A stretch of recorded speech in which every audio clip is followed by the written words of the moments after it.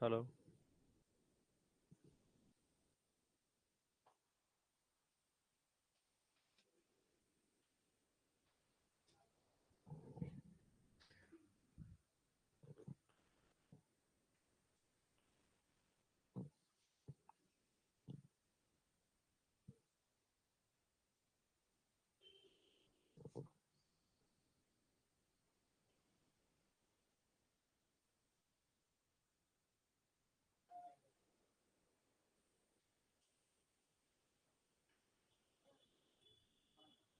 Hello.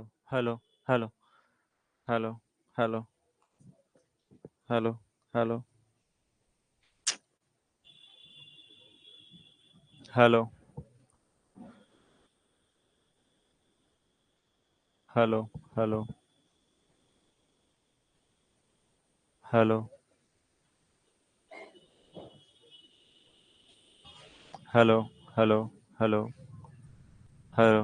Hello.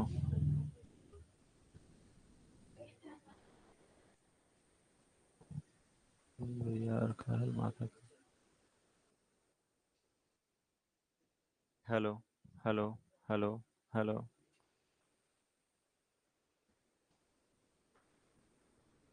Hello. वहाँ pen होगा लेकर आप, थोड़ा सा काम आज सेटअप नहीं कर रहा है, इसके कारण दिक्कत हो गया। पता नहीं।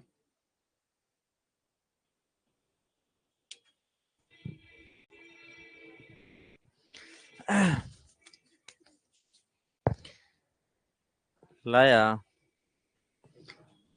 कभी कभी हो जाता है, ये सब काम उम करता नहीं फिर।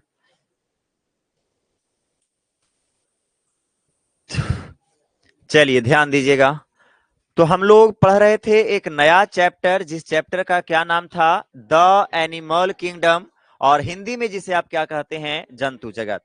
मतलब इस संसार में जितने भी जीव जंतुएं हैं, सारे जीव जंतुओं को जिसके अंदर आप रखते हैं, उसे हम क्या कहते हैं? जंतु जगत। क्या कहते हैं? क्या जंतु जगत में तुम पेड़ पौधा को रखोगे क्या? नहीं सर, जंतु जगत में केवल जंतुओं को रखेंगे, जो चलता हो, फिरता हो, खाता पीता हो, पचाता हो, भोजन लेता हो। ऐसे ऐसे जीवों को हम किस में रखेंगे? द एनिमल किंगडम में। फिर हमने बोला यह चैप्टर उस बच्चे के लिए काफी आसान है जो बच्चा ने इस चैप्टर के संघों के नाम याद कर लिए हैं। हमने आपको बताए थे कि हमारे जंतु जगत को अगर बात किया जाए तो 31 संघों में बांटा गया है, लेकिन 11 संघ को आप लोग को याद करना है कि जंतु जगत को कै संघों में बांटा गया? 11। 31 है लेकिन 11 को याद रखना है। कितना? 11। तो जंतु जगत को 11 संघों में बांटा गया। और इस संघ का नाम याद रखिएगा। कौन संघ? पोरीफेरा। कौन संघ? Porifera Coelenterata टिनोफेरा।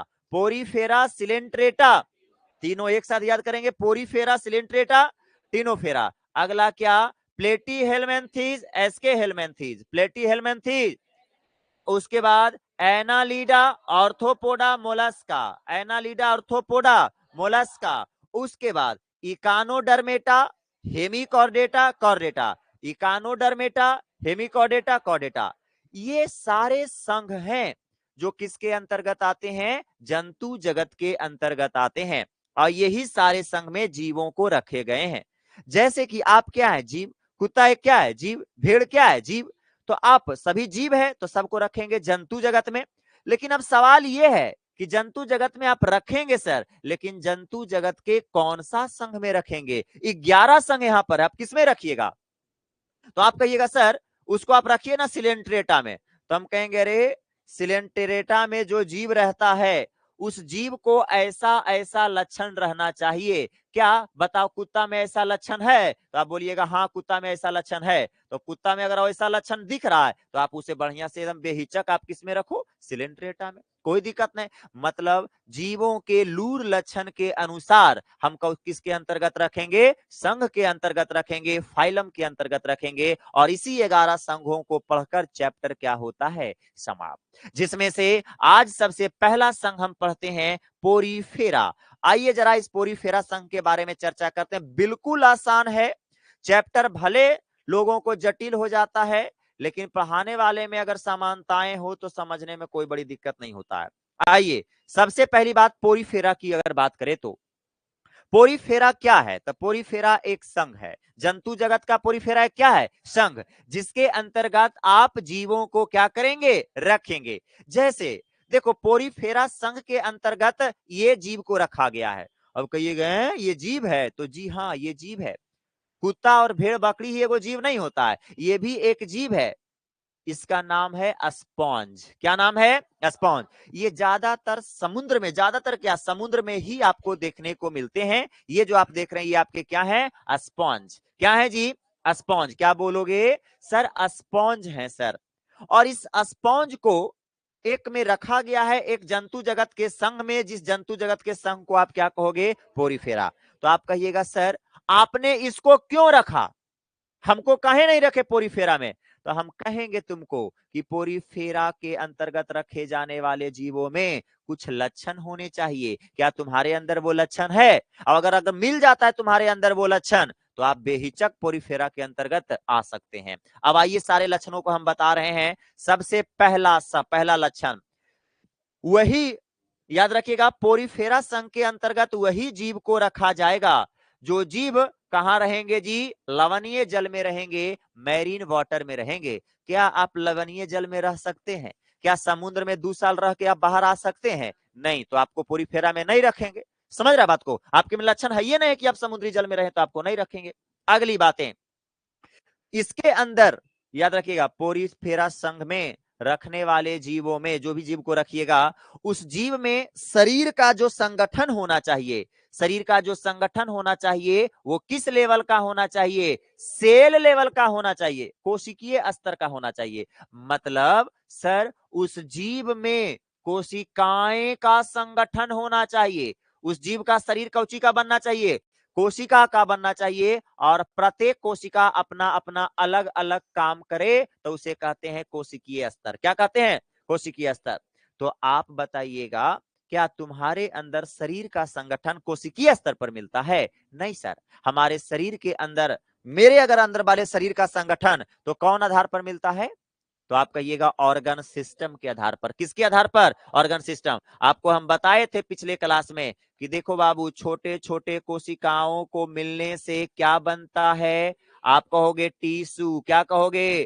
टीशू के मिलने से क्या बनता है? ऑर्गन। और ऑर्गन के मिलने से क्या बनता है? Organ system. हिंदी में कहेंगे ऑर्गन सिस्टम को अंग तंत्र, ऑर्गन को क्या कहेंगे? अंग, और टिश्यू को क्या कहेंगे? ऊतक। टिश्यू को क्या कहेंगे? और सेल को क्या कहेंगे? कोशिका। जब बहुत सारी कोशिका जुड़ती है तो ऊतक बनता है, और जब बहुत ऊतक जुड़ता है तो अंग बनता है, और अंगों के जुड़ने से क्या बनता है? ऑर्गन सिस्टम बनता है। और हमारा शरीर जो है ऑर्गन सिस्टम से मिलकर बना है। मेरे शरीर में पाचन तंत्र है, मेरे शरीर में परिसंचरण तंत्र है, अरे है कि नहीं है? उसके बाद तंत्रिका तंत्र है, कंकाल तंत्र है, इंग्लिश में अगर बोले तो स्केलेटल सिस्टम है। समझ रहा है बातों को? तो हमारा शरीर का संगठन जो है ये बताओ ऑर्गन सिस्टम पर मिल रहा है कि सेल के स्तर पर मिल रहा है? Organ system. कौन स्तर पर मिल रहा है जी? सर ऑर्गन सिस्टम मिल रहे हैं हमारे अंदर। तो सर हम पोरीफेरा में वैसे जीव को रखेंगे जिस जीव का शारीरिक संगठन जो होना चाहिए कौन स्तर पर होना चाहिए? सेल स्तर पर। उस जीव के अंदर कोशिकाएं केवल मिलना चाहिए, ऊतक अंग नहीं मिलना चाहिए, और प्रत्येक कोशिका अपना अपना काम करे तो उसे कहते हैं कोशिकीय स्तर वाला जीव। समझ रहा है? और हम लोग को कोशिकीय स्तर वाला जीव नहीं है, हम लोग अंगतंत्र संगठन वाला जीव है। अगर पता चले कि कोई यहां से पकड़े और पकड़ के अगर ऐसे करके कवाड़े ना तो पता चलेगा कि ब्रेन निकल चलाएगा और साथ साथ स्पाइनल कोड कवड़ल चलाएगा। समझ रहा है? ये पूरा सिस्टम में कवड़ गया। ब्रेन एक ऑर्गन था, ये भी एक ऑर्गन था, पूरा सिस्टम में कवड़ल चलाया।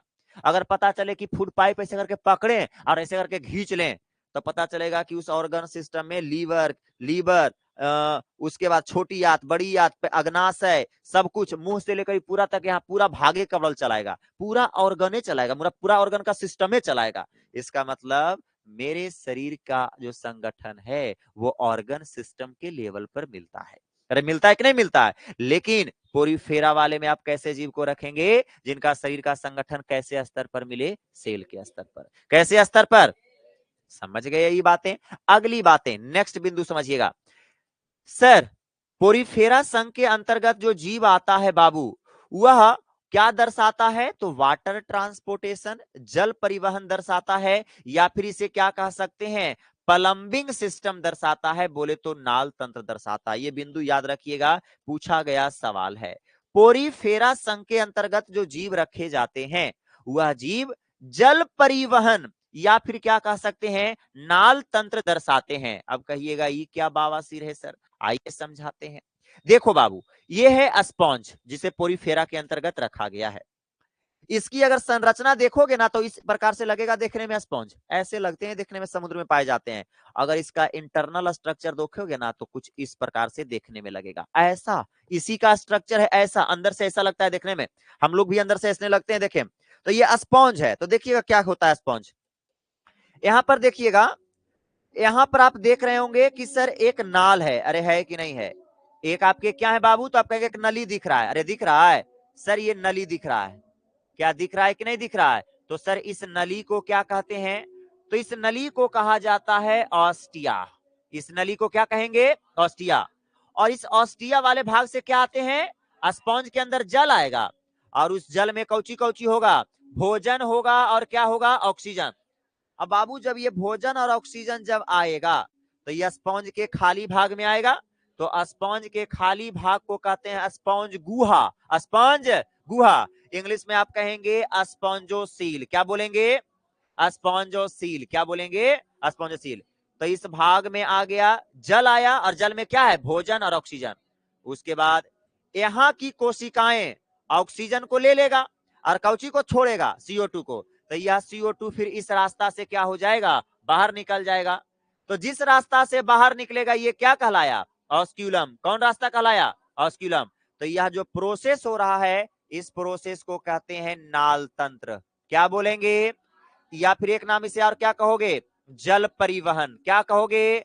जल परिवहन। अरे जल आया, हुआ कि नहीं? इधर से निकला, तो ये जल परिवहन तो है। ये क्या है? जल परिवहन। अर्थात आप कह सकते हैं कि सर पोरीफेरा संघ के अंतर्गत जो जीव रखे जाएंगे, वह जीव नाल तंत्र और कौची बोलिएगा? जल परिवहन दर्शाते हैं। इसका मतलब होता है जल को शरीर के अंदर लेना, उसके बाद जल में जो अच्छी चीजें रहेंगे वो सारी अच्छे चीजों को ले लेंगे अंदर, उसके बाद खराब चीजें जो होगा उसे बाहर निकाल देंगे। यह क्या कहलाता है? नाल परितंत्र, या फिर क्या कहेंगे? जल परिवहन। तो ये बताओ, जल को लिया कि नहीं लिया? जल में क्या था? भोजन और क्या था? ऑक्सीजन। और इस भोजन और ऑक्सीजन को यहाँ की कोशिकाएं ने खाया पिया पचाया, मस्त हो गया। और जो ऑक्सीजन लिया तो छोड़ेगा कौन सी? CO2। तो ये CO2 जो छोड़ दिया, तो बताओ Na से लिया, Na से छोड़ा, तो यह प्रोसेस क्या कहलाएगा? नाल तंत्र, या क्या कहलाएगा? जल परिवहन। कोई दिक्कत यहां तक? और जिस रास्ता से लिया उस रास्ता को क्या बोलोगे? ऑस्टिया। क्या कहोगे? ऑस्टिया। और जिस रास्ता से निकलेगा उसे क्या कहेंगे? ऑस्क्यूलम। ये बातें याद रखना है। पोरीफेरा संघ के अंतर्गत रखे जाने वाले जीव जिस रास्ते से जल को लेते हैं वह रास्ता क्या कहलाता है? ऑस्टिया। क्या कहलाएगा? और जिस रास्ता से निकलेगा वह क्या कहलाएगा? ऑस्क्यूलम। आप इस पिक्चर को आप अपनी गंदी भरी निगाहों से देखें तो आपको पता चलेगा। ये देखो, ये है स्पॉन्ज। देखो ये ग्रीन कलर के संरचना आपको दिख रही है। ये ग्रीन कलर देखो इन्हें से टान रहा है, टान रहा है इन्हें से, अरे टान रहा है कि नहीं? और टानना के बाद देखो इन्हें से फेंक रहा है, फेंक रहा है कि नहीं? मतलब ये लोग भट्ठा भट्ठा हुआ कि नहीं हुआ? इन्हें से धुआंला हुआ, इन्हें से फेंकल को, समझ रहा है? तो जने से टान रहा इस रास्ता को क्या कहते हैं? ऑस्टिया। जरा से निकाल रहा कौन सी कहलाता है? आई प्रोसेस क्या कहलाता है? नाल तंत्र या जल परिवहन। नाल तंत्र या ये चीज का सभ्यम होता है। हमनियो ऐसे करते हैं, से टाना लियो, एनएस फेंका लियो, ऐसा करते हैं क्या? नहीं। ऐसा वही जीव करेगा जो जीव को आप कौन संघ में रखेंगे? पोरीफेरा। कौन संघ में? पोरीफेरा संघ में रखेंगे। चलिएगा, मास्टर साहब इहो जे हखिन ना अच्छे गाना बजा रहे। हाँ, ई होलो कोई बात। चलिए, ये सब सर नहीं बजाते हैं, ये सब बजाने वाला स्टूडेंट भी नहीं है, लेडीज 7। आपको ना अगर लड़की उड़की को बोलेगा कि यू आर भोजपुरी गाना सुनिंग, भोजपुरी गाना, छी आप कैसी कैसी बात करते हैं। भोजपुरी गाना जीवन में हम सुने हैं कभी? और अगर हिस्ट्री खोलवा ना तो चुप चुप से लेकर हर गाना ओकर हिस्ट्री में तोरा मिल जीतो एकदम, समझ रहा है ना। तो ये सब दिखावा के लिए होता है। जब रात में कहना एक लड़का डांस नहीं कर रहा था, खाली औरत लोग डांस कर रही थी, अब भोजपुरिया गाना पर, अरे ये गाना बजाओ, गाना तो हम सुनवो नहीं किए थे, ऐसा नाम बोला जा रहा था, समझ रहा। तो ऐसा होता है कहानी। सब लड़का उड़का नहीं बजाता है, लड़का जब भी बजाएगा ना तो तेरे मेरे सपने थोड़ा अलग प्रकार के बजाता है। लड़का मानते हैं वो देखे में भले वो खेसराहा रियन लगे, लेकिन उसका लूर लक्षण खेसराहा नहीं होता है। लड़की देखे में भले सेंसिटिव लगे, लेकिन अंदर से प्योर खेसराहीन होती है। ये हकीकत बातें हैं, इसमें कोई दो मत नहीं। आइए दूसरी बातें, पोरी फेरा की अगर बात करें तो पोरी फेरा संघ में वैसे जीव को रखेंगे जियो कैसा होंगे जी, डिप्लोब्लास्टिक। याद है डिप्लोब्लास्टिक का मतलब? द्विस्तरिक, मतलब वैसे जीव को रखेंगे सर जिसके भ्रूण के केवल कई स्तर होंगे? 2 स्तर। जिसमें बाहरी स्तर को क्या कहते हैं बताओ जरा? एक्टोडर्म। क्या कहते हैं? और अंदर वाला को इंडोडर्म। क्या कहते हैं सर? इंडोडर्म। मीजोडर्म जरा में गायब रहता है, समझ रहा है। तो वैसे जीव को आप किस में रखिएगा? पोरीफेरा संघ में। कौन संघ में? वैसा जीव जिनका भ्रूण केवल 2 स्तर का हो, उस जीव को आप किस में रखेंगे? पोरीफेरा। उस जीव को आप किस में रखेंगे? पोरीफेरा। अगली बातें, नेक्स्ट बातें, पोरीफेरा संघ के अंतर्गत वैसे जीव को रखेंगे जो बाइसेक्सुअल है। जो क्या है? बाइसेक्सुअल। क्या हम लोग बाइसेक्सुअल है ना जी? यस सर कहता है कि बाइसेक्सुअल है, बताओ तो।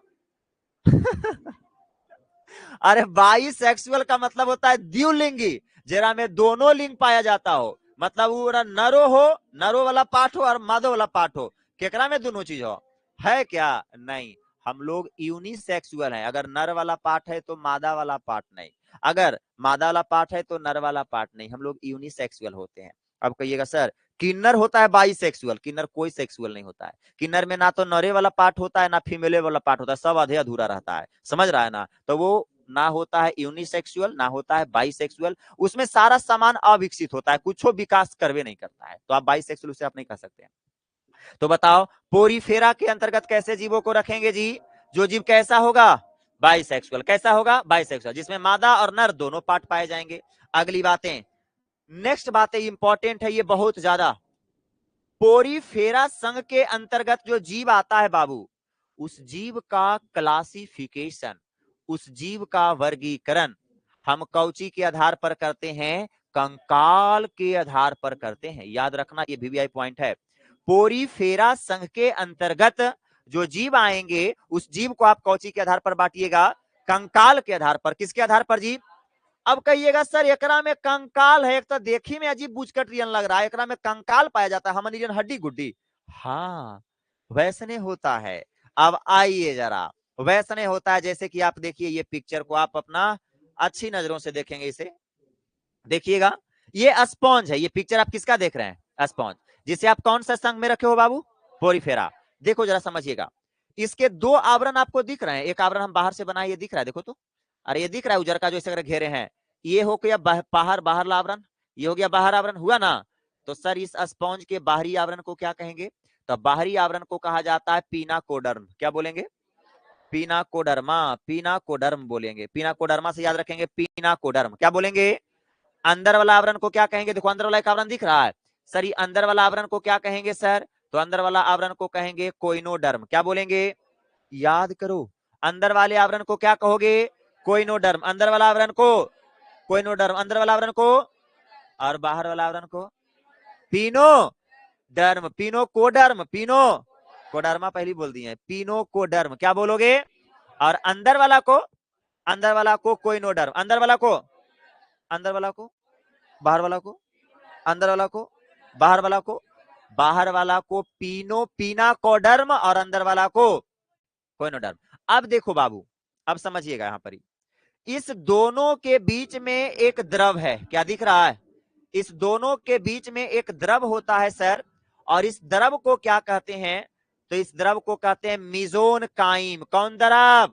मीजोनकाइम द्रव। याद रखिएगा, इस दोनों आवरण के बीच में जो द्रव होता है उस द्रव को क्या बोलेंगे?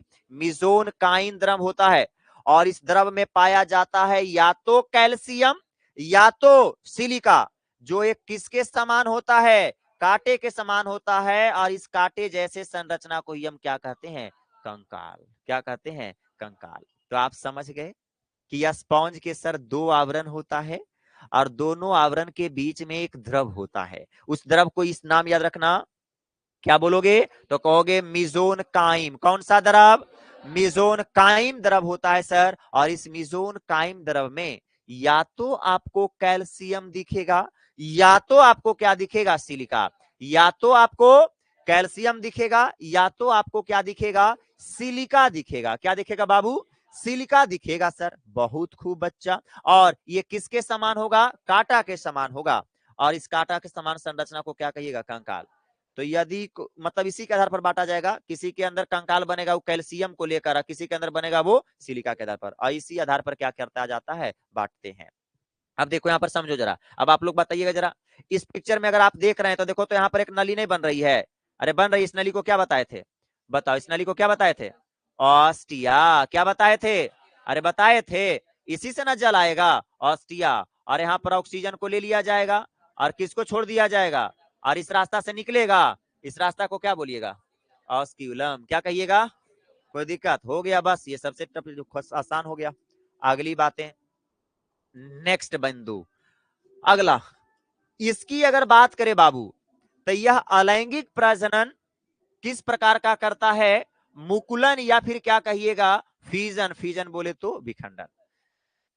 जो होते हैं पोरीफेरा संघ के अंतर्गत जो जीव आते हैं, वह जीव अलैंगिक प्रजनन करते हैं। अब अलैंगिक का मतलब होता है जब कोई जीव अकेला अगर बाल बच्चा पैदा करने का क्षमता रखता है तो उसे क्या कहते हैं, अलैंगिक। लेकिन दो गो को मिलकर पैदा करता है तो क्या कहलाता है, लैंगिक। लेकिन हम लोग लैंगिक हैं कि अलैंगिक, अकेले कर देगा रे, कहता है लैंगिक है, कैसन छोड़ा बहादुर है लगा है, अरे कै गो मिलके अरे दो गो नहीं मिलेंगे जी। तो हम लोग लैंगिक प्रजनन करने वाले जीव हैं। अलैंगिक प्रजनन करने वाले अगर बात करें तो याद रखिएगा, पोरीफेरा संघ के अंतर्गत अलैंगिक प्रजनन करने वाले जीवों को रखते हैं। और वह किस प्रकार का प्रजनन करेगा, बडिंग करेगा और क्या करेगा, फीजन करेगा। फीजन बोले तो क्या कहेंगे, विखंडन करेगा। अब कहिएगा सर मुकुलन क्या है, आइए जरा समझिए। जैसे कि मानिए ये जीव आपके सामने बना रहे हैं, देखिएगा इसका नाम हम रख रहे हैं हाइड्रा। क्या नाम रख दिए, हाइड्रा। यह जीव है बाबू, हाइड्रा। और पता चला ये तो सिंपल लग रहा है ना, एकरा पर ऐसे करके देखो, ऐसे करके यहाँ देखो कुछ निकल दिख रहा है। सर ये क्या निकल गया है, आप तो ये बर्ड है, ये क्या है, बर्ड। ये बर्ड बड़ा होके बापेरियन लगे लगे देखे में, ऐसने लगे लगे देखे में, क्या लग रहा है कि नहीं लग रहा है। उसके बाद ये बाप के शरीर से अलग हो जाए, बाप के शरीर से फिर क्या हो जाए, अलग हो जाए, और अलग होकर एकदम बापे जैसा फिर लगे लगा देखे में कि नहीं। तो बताओ ये लैंगिक प्रजनन कहलाया कि अलैंगिक, अलैंगिक। केवल एक जनक से बच्चा हो रहा है लेकिन बर्ड के निर्माण से ना हुआ है, तो यह प्रोसेस क्या कहलाएगा, बर्डिंग। क्या कहलाएगा, बर्डिंग कहलाएगा। कोई दिक्कत, तो पोरीफेरा संघ के अंतर्गत अलैंगिक प्रजनन करने वाले जीवों को रखते हैं। और वह जीव कैसा प्रजनन करेगा, मुकुलन। मुकुलन मतलब समझ गए, और कैसा करेगा, विजन का मतलब होता है विखंडन। अब विखंडन क्या है सर, विखंडन क्या होता है समझिएगा, नाम ही जैसा नाम वैसा काम। यदि कोई जीव अपने शरीर को दो या दो से टुकड़ों में तोड़ देता हो, दो या दो से अधिक टुकड़ों में तोड़ देता हो, बांट देता हो, और प्रत्येक टुकड़े से एक नया जीव बन जाता हो, तो उस प्रोसेस को क्या कहते हैं, विखंडन। क्या कहते हैं।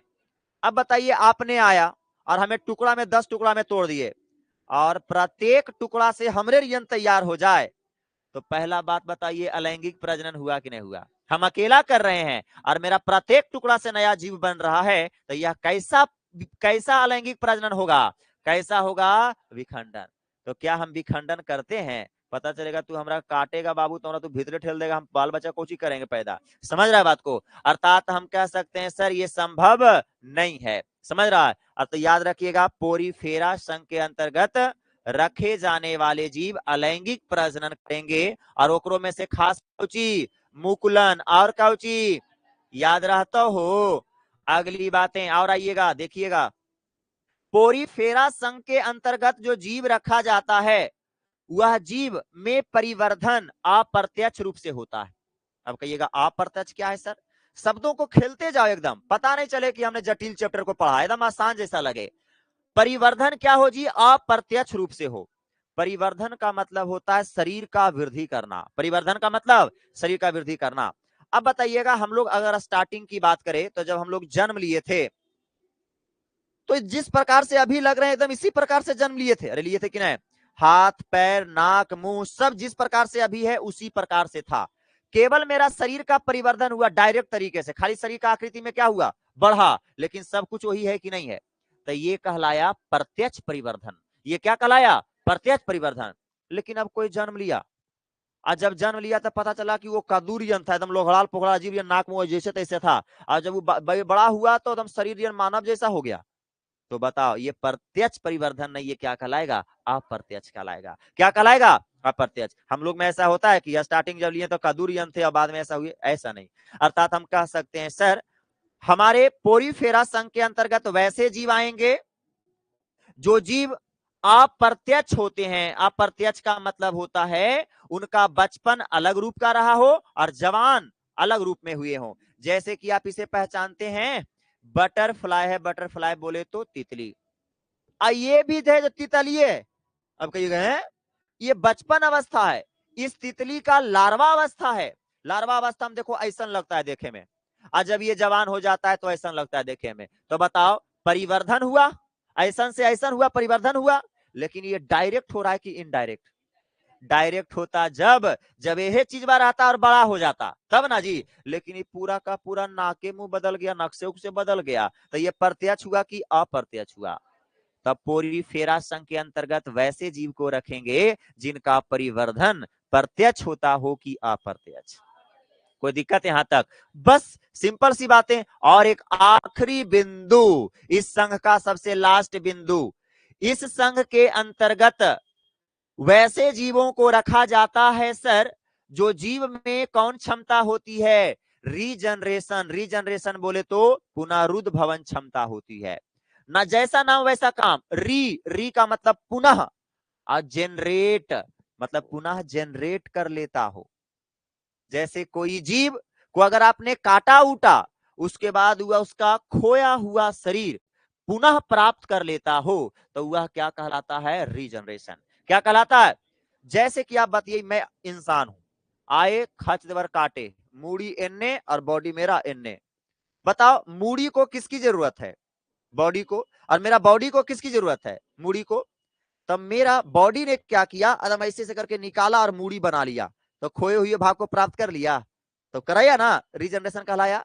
अब मूड़ी को क्या जरूरत है? बॉडी का। अब मूड़ी ने भी ऐसे करके बनाया और ऐसे ऐसे करते करते करते करते करते करते क्या बन गया? शरीर बन गया, बॉडी बन गया। तो बताइए यह प्रोसेस क्या कहलाया? रीजनरेशन। क्या कहलाया? हमारे छिपकली में भी रीजनरेशन होते हैं, लेकिन कंप्लीटली रीजनरेशन नहीं होता है, इनकम्प्लीटली होता है। यदि आप छिपकली को मारते हैं, पुच्छी कट के गिर जाता है, तो वह छिपकली पुनः पुच्छी को प्राप्त कर सकता है, लेकिन उस पुच्छी से नया बिछौती, नया शरीर नहीं बन सकता है। समझ रहा है? रीजनरेशन तो हुआ, लेकिन कंप्लीटली हुआ क्या? नहीं सर, इनकम्प्लीटली हुआ। अरे समझ रहा बात को? तो इसमें जो जीव रखा जाएगा वो कंप्लीटली रीजनरेशन होगा। अगर काटे तो दोनों भाग को पुनः शरीर मिलना चाहिए, पुछियों से नया बॉडी बनना चाहिए और बॉडी में जो पुछी खोया है वो भी मिलना चाहिए।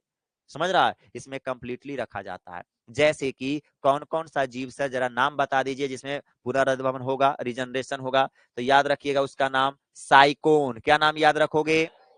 साइकोन। और याद रखना स्पॉन्जिला। क्या याद रखोगे? ये है साइकोन बाबू, साइकोन। अगर यहाँ से कट के गिर गया ना, तो ये कटल का ही वाला भाग गया, जैसे काट के यहाँ से गिरा, इन्हें आ गया ये वाला ऐसे करके नया नया फिर ऐसे करके बना लेगा, फिर बना लिया ऐसे करके, बना लिया ना इसके जैसा। इसको ये खोया है तो ये ऐसे करके ये बना लेगा। बात समझ में आया? तो ये होता है रीजनरेशन। बात समझ में आया? तो याद रखिएगा साइकन, और किसे याद रखिएगा? स्पॉन्जिला, और किसे याद रखिएगा? यूस्पॉन्जिया। क्या याद रखिएगा? यूस्पॉन्जिया। यूस्पॉन्जिया को ना बाबू यूरोप वाले लोग इसे बाथ के रूप में यूज करते हैं। अब कहिएगा बाथ क्या है सर? बाथ का मतलब होता है नहाने उहाने में, मैल उल छोड़ावे में इसका प्रयोग करते हैं। अरे छोड़ो ना भाई, यूरोप और अफ्रीका के दूर की बात है, हम लोग भी करते हैं, लेकिन हम लोग जो करते हैं वह यूस्पॉन्जिया नहीं होता है। हम लोग जो करते हैं वो कौची रहता है भाई? परोर के ढेड़ा रहता है।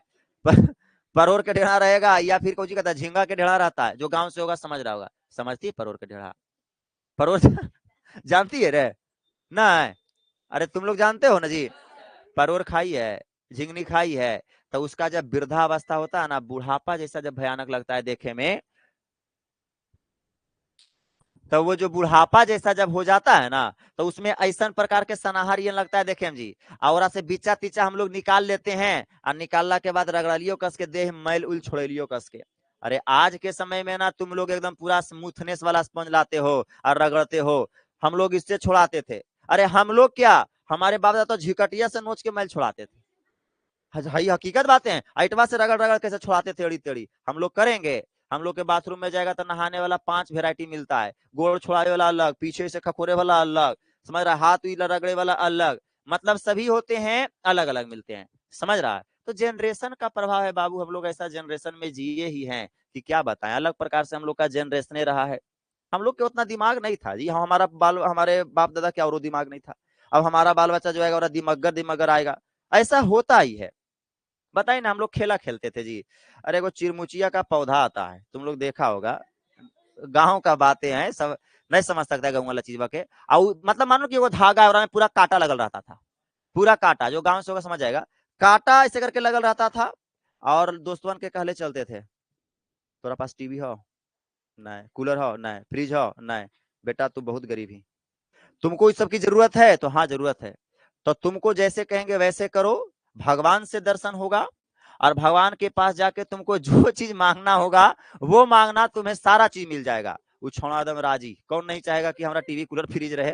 भाड़ा पर जाता है देखे ले, से केरा नहीं चाहेगा, तो कल चाहिए रे, तो हाँ चाहिए। तो आराम से की कलियो कि ठीक आंख मून को कलियो, मुट्ठी खोलल को, पकड़, फिर पकड़ल को, पकड़ाना है वही, पकड़ाए वैसे करके, ओकर बाद कलियो कि अब तैयार ही जाए ले, भूलिया ना एकदम भगवान के पास जाना है, जे मांगना सब मांग लिया, और पकड़ लियो ऐसे करके खींच दिलियो कस के, आगे मैया दर्शन हो रहा है, शांत शांत रहो, तुम्हारा दर्शन हो रहा है, तुम जाने वाले हो भगवान के पास, भूलिया ना है, सब चीज मांगना है, रो ना, रो नहीं, पूरा रो रहा है, कैसे नहीं रोएगा भाई साहब, पूरा कटवा घुस गया उसका हाथवा में, एकदम छटपटा रहा, हम मजा ले लियो, बेटा तेरा भगवान मिल रहा है, तोरा हो गलो हमारा काम एकदम तमाम, एकदम किया है तुम लोग ये सब काम, ऐसे ऐसे करते हैं, किया है, देखो कुछ लड़का किया है, ऐसे ऐसे काम को करते थे।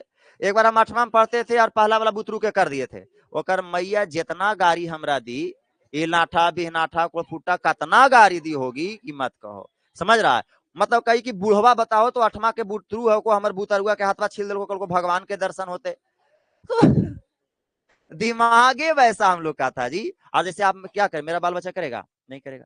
अरे हम लोग तो ऐसा भी करते थे ना, 5 गो आदमी के मिलकर गिरगिट के पकड़ते चलते थे, मारते थे, झाड़ा उड़ा में ना चारों पट्टी छेकते थे, लगता है कि गिरगिट की आतंकवादी है, चारों पट्टी से पकड़ के निकलता ना गिरगिट के मारना हो, और जैसे निकल लो दिलियो 4 लाठी 5 लाठी एकदम गिरगिट गेलो मार, काहे ले, उसको मिट्टी में गड़ेंगे तब पैसा बन जाता है। अब उसको मिट्टी में गड़ते थे, 2 दिन 3 दिन 4 दिन हो जाता था, कौची पैसा बन तो भाई, और बदबू आ जाता था उससे, ओकर बाद कहते थे कि लगा हो नहीं गलत तरीके से मारा गया है, दूसरा तरीके से मारेंगे। तो फिर कोई कहता था 4 आदमी मिलकर मारने ना अरे कारण नहीं होलो, 3 आदमी मिलकर मारी, तो फिर 3 आदमी कितना जीव हत्या किए होंगे जी, उस सब का पाप हमारा पर कितना पड़ा, वह पाप चला तो हमारा एक्सीडेंट हुआ था, समझा, वह सब पाप हुआ है, समझ गए होंगे। लेकिन जैसा जैसा इंसान डेवलप हो रहा है वैसा वैसा लूर बुद्धि सब खत्म होते जा रहा है, थोड़ा सा हाई जनरेशन का पावर आ रहा है लोगों में, हम लोग तो बांकड़ प्रवृत्ति के जनरेशन थे। तो ये समझ गए, ये पोरीफेरा इसी के साथ क्या होता है, समाप्त होता है, समझ गया बातों को। तो बताओ बाबू, पोरीफेरा एक क्या है, संघ है, जिसके अंतर्गत कैसे कैसे जीवों को रखिएगा, पहला से बोलिए, पहला क्या होना चाहिए, लवणीय जल में होना चाहिए, उसके बाद शरीर का संगठन कैसा होना चाहिए, बताओ, ये कौची दर्शाना चाहिए, और कौची, और बताओ इस कौची होने चाहिए, द्विकोरिक, मतलब इसके भ्रूण के स्तर कितने लेयर के, उसके बाद इन ये कैसे होते हैं, बताओ इसका वर्गीकरण कौची के आधार पर, उसके बाद अगला बिंदु, इसमें अलैंगिक प्रजनन कितने प्रकार के, पहला कौची, दूसरा कौची, बता, परिवर्धन डायरेक्ट होता है, इनडायरेक्ट, समझ रहा है ना इसके बारे में। अगली बातें, अगला अवस्था में क्या, इसमें रीजनरेशन भी होता है बाबू, और इतना अगर सारा चीज तोरा अंदर हो तो तोरो फेरी फेरा में रख देवो, कौची हो इतना लक्षण तोर, ये कोई लक्षण नहीं तोरा में मिलेगा, तब पूरी फेरा में कैसे तुमको रख सकते हैं, समझ रहा है ना। तो समझ गए होंगे ऐसे ऐसे जीवों को रखा जाता है, मारेंगे सड़क से एकदम हेडिंग एकदम पूरी फेरा।